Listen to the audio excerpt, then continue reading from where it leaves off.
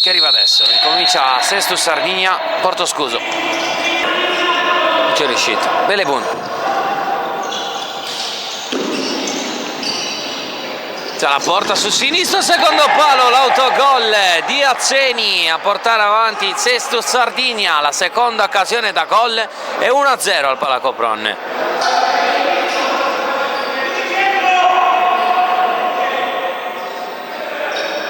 Carboni, Fois, calcia col sinistro, la deviazione di Orlando, ha pareggiato il Portoscuso.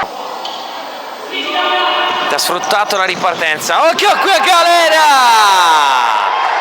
Giovanni Paniussate, Galera a portare di nuovo avanti il Sestus Sardigna. 16:02 sul cronometro e 2-1 a comandare la squadra. Beleboni passa destro, Beleboni, eccolo il gol di Beleboni.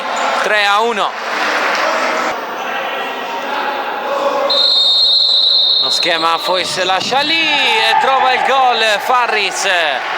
3-2 del Portoscuso che rimane in partita.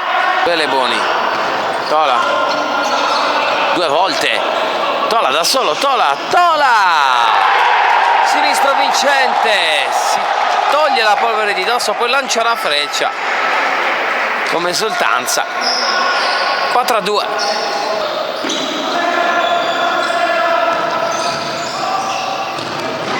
Arriva il gol di Farris, tutto in piedi.